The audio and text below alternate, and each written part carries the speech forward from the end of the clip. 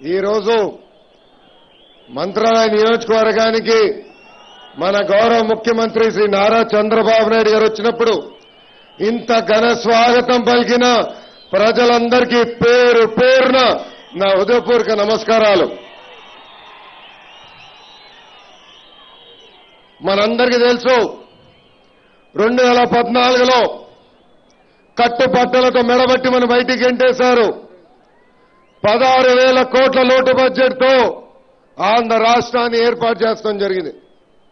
కానీ ఈరోజు మనకి ఎలాంటి లోటు లేకుండా మన ముఖ్యమంత్రి నారా చంద్రబాబు నాయుడు గారు పరిపాలిస్తాం జరుగుతుంది.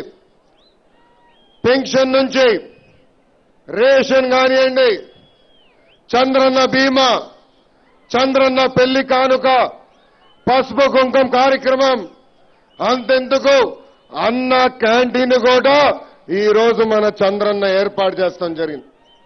ఇట్లా చెప్పుకుంటా పోతే దాదాపు 150 సంక్షేమ పథకాలు ఈ రోజు మన చంద్రన్న ప్రవేశపెడతాం జరిగింది. ఒక పక్కన సంక్షేమే కాదు, ఇంకో పక్కన అభివృద్ధి కూడా పెద్ద ఎత్తున మనం చేపడతాం జరుగుతుంది. యావత్ భారతదేశంలో ఏ రాష్ట్రంలో జరిగిన విధంగా 5,500 కోట్ల రూపాయలు ఖర్చు పెట్టి 22,000 కిలోమీటర్ల సీసీ రోడ్ వేసిన ఘనత మన ముఖ్యమంత్రి నారా చంద్రబాబు నాయుడు గారు. ఒక సీసీ రోడ్లే కాదు, పంచాయతీ భవనాలు, అంగన్వాడీ భవనాలు, డ్రైనేజ్ వ్యవస్థను పెద్ద ఎత్తున ఈరోజు ఆంధ్ర రాష్ట్రం మన గ్రామాల్ని అభివృద్ధి చేస్తాం జరిగింది. నేను మంత్రి 19 నెలలైంది. మంత్రి నుండి ముఖ్యమంత్రి ఒకటి చెప్పారు, మా అక్క చెల్లెలు, పెద్దమ్మ, చిన్నమ్మలు బిందెలు పట్టుకుని తిరిగే రోజులు అయిపోవాలి. ఉచితంగా ప్రతి పేదోడింటికి నీటి కుళాయి ఇవ్వాలనేది ఆనాడు ఆదేశాలు జారీ చేస్తాం జరిగింది. 16,000 కోట్ల లోటు బడ్జెట్ ఉన్నా 22,000 కోట్ల రూపాయలు ఖర్చు పెట్టి ప్రతి పేదోడింటికి ఉచితంగా నీటి కుళాయి ఇవ్వాలన్న నిర్ణయం ఆంధ్ర రాష్ట్ర ప్రభుత్వం తీసుకుంది. ఈ జలధార కార్యక్రమం కింద ఒట్టి నీళ్ళు ఇస్తే కాదు, నాణ్యత ఉందా లేదా అది కూడా రియల్ టైం డాష్బోర్డ్ ద్వారా తెలుసుకోవాలని ముఖ్యమంత్రి గారి ఆదేశాలు. ఇంత సంక్షేమం, అభివృద్ధి తెలుగుదేశం పార్టీకి జోడెద్దుల బండి. 68 సంవత్సరాల వయసులో 24 సంవత్సరాల యువకుడిలాగా చకచకా మన ముఖ్యమంత్రి గారు పరిగెత్తుకుంటూ వెళ్తున్నారు. ఇంత కష్టపడే వ్యక్తిని అభినందించి ప్రత్యేక హోదా ఇచ్చి ప్రోత్సహించాల్సింది పోగా ఈ రోజు భారతదేశ ప్రధానమంత్రి నరేంద్ర మోడీ గారు మన ముఖ్యమంత్రి మీద కక్ష సాధింపు చేస్తాం జరుగుతుంది. మన ముఖ్యమంత్రి గారు పదే పదే ఒకటి అడిగారు, ప్రధానమంత్రి గారు ఆంధ్ర రాష్ట్రానికి ప్రత్యేక హోదా ఇవ్వందంటే ఆయన ఈరోజు మన గౌరవ పార్లమెంట్ సభ్యుల్ని సస్పెండ్ చేసి బయటికి పంపిస్తారు. అంతేకాదు మన ప్రధానమంత్రి గారు Bharatiya Janata party booth conveners తో ప్రసంగిస్తూ మాట్లాడుతుంటే ఆ పార్టీకి చెందిన గౌరవ ఎమ్మెల్సీ సభ్యుడు సోమవీర్రాజు గారు ఏమన్నారు, ఒక ఆంధ్ర రాష్ట్ర ముఖ్యమంత్రి గారిని లుచ్చాని పిలుస్తారు. అంటే ఆంధ్ర ప్రజలు, ఆంధ్ర ముఖ్యమంత్రి గారు, తెలుగు జాతి అంటే ఇంత చిన్న చూపా మీకని అడుగుతున్నా. ఇంతేకాదు ప్రత్యేక హోదా కోసం మనం ఢిల్లీలో పోరాడుతుంటే ఏకంగా లాఠీ చార్జే చేస్తారు మన పైన. ఇంకో పక్కన డావోస్కి మన ముఖ్యమంత్రి గారు వెళ్లాలని నిర్ణయం తీసుకున్న తర్వాత అక్కడున్న పారిశ్రామికవేత్తల చేత పెద్ద ఎత్తున ఆంధ్ర రాష్ట్రానికి పెట్టుబడి తీసుకురావాలని ఒక కార్యక్రమం పెట్టుకుంటే దానికి పర్మిషనే ఇవ్వరు. అంతెందుకు రిపబ్లిక్ డే కార్యక్రమం కోసం శకటము కూడా పెట్టినీరు. ఇది కక్ష సాధింపు అవునా కాదా? ఇది కక్ష సాధింపు అవునా కాదని ఒక్కసారి మీరందరూ ఆలోచించాలా.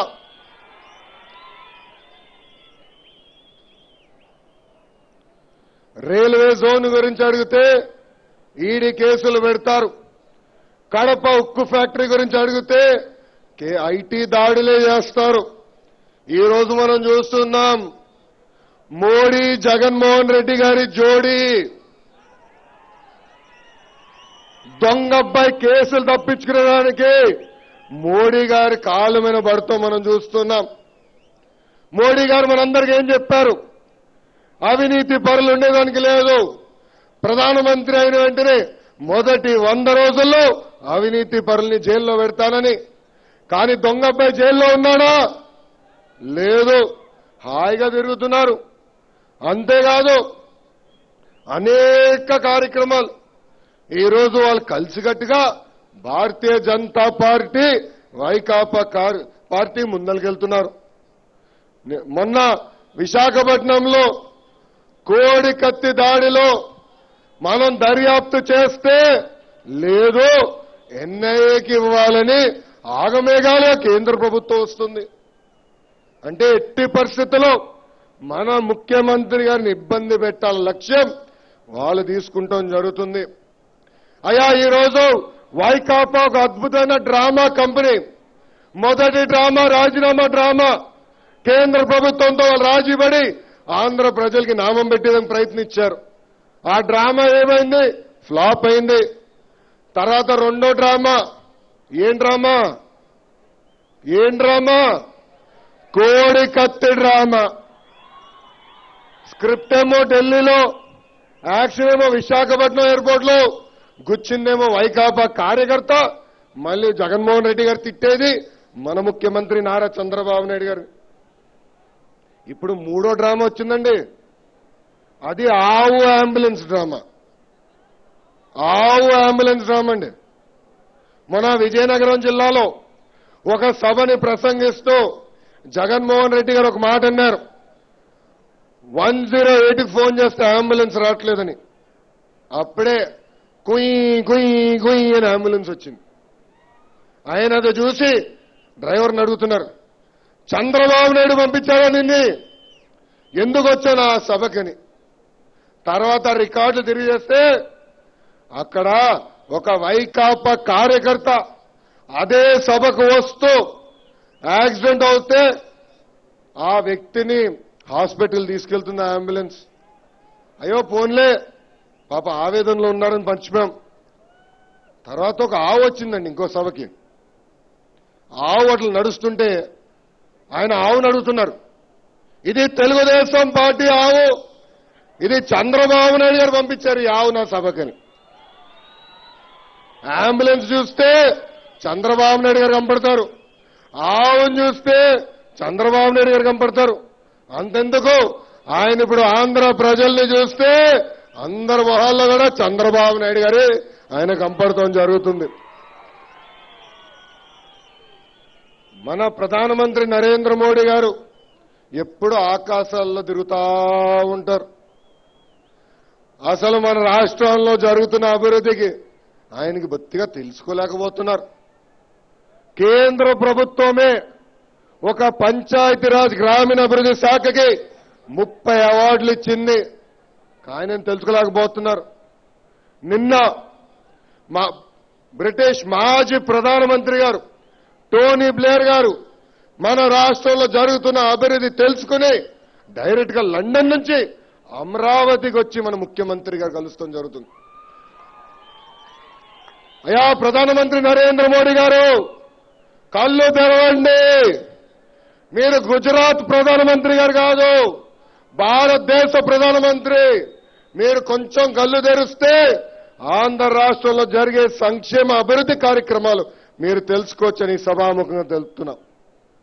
చివరిగా ఇక్కడున్న ప్రజలందరినీ కోరేది ఒకటే, 25కి 25 పార్లమెంట్లు గెలిపించండి. భారతదేశ ప్రధానమంత్రి ఎవరు? మన ముఖ్యమంత్రి నారా చంద్రబాబు నాయుడు గారు నిర్ణయించబోతున్నారు. ఎవరైతే ఆంధ్ర రాష్ట్రానికి ప్రత్యేక హోదాతో పాటు విభజన చట్టంలో ఉన్న 18 హామీలు నిలబెట్టుకుంటారో వాళ్ళనే ప్రధానమంత్రి చేయబోతున్నారని ఈ సభాముఖంగా తెలుపుకుంటూ ఇటు సంక్షేమం అటు అభివృద్ధి రెండు కొనసాగాలంటే ఎవరు మళ్ళీ ముఖ్యమంత్రిగా రావాలా? ఏమన్నా అందరూ మర్చిపోయినారా?